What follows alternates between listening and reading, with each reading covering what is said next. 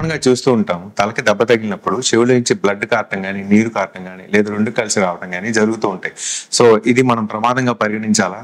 పరిగణించాలంటే ఖచ్చితంగా పరిగణించాలి. ఎందుకంటే తలకి ఎప్పుడైనా దెబ్బ తగిలినప్పుడు స్కల్ బేస్ లోపల ఎముకలు ఫ్రాక్చర్ అయినప్పుడు తల లోపల బ్లడ్, తల లోపల అంటే మెదడు పొరల చుట్టూ ఉండే సిఎస్ఎఫ్ 2 కలిసి స్కల్ బేస్ అంటే మెదడు యొక్క కింద భాగం నుంచి చెవిలోకి వచ్చేస్తాయి. చెవి నుంచి చెవి బయటకు బ్లీడింగ్ అనేది జరుగుతుంది. సో ఇలాగ వచ్చినప్పుడు ఎప్పుడు కూడా అశ్రద్ధ చేయొద్దు. కామన్ గా అందరు చేసే మిస్టేక్ ఏంటంటే ఆ బ్లడ్ ని ఆపడానికి చెవి లోపల దూది పెడుతూ ఉంటారు. ఇలా దూది ఎట్టి పరిస్థితుల్లో పెట్టకూడదండి. పెడితే లోపల బ్లడ్ కానీ సిఎస్ఎఫ్ కానీ అక్కడే పెరిగిపోయి క్లాట్ పెద్దదైపోయి బ్రెయిన్ లో ప్రెషర్ పెరిగే అవకాశం ఉంటుంది.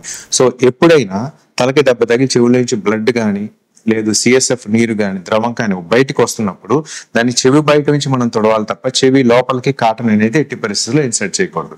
ఇంకొక విషయం ఏంటంటే తలకి దెబ్బ తగిలినప్పుడు కొంచెం బ్లడ్ వచ్చినా లేకపోతే కొంచెం నీరు అనేది వచ్చినా కూడా అశ్రద్ధ చేయొద్దు. తగ్గిపోతుంది కదా అని ఎట్టి పరిస్థితుల్లో దాన్ని అశ్రద్ధ చేయకుండా ఇమ్మీడియట్ గా న్యూరో సర్జన్ కన్సల్ట్ అవ్వాలి.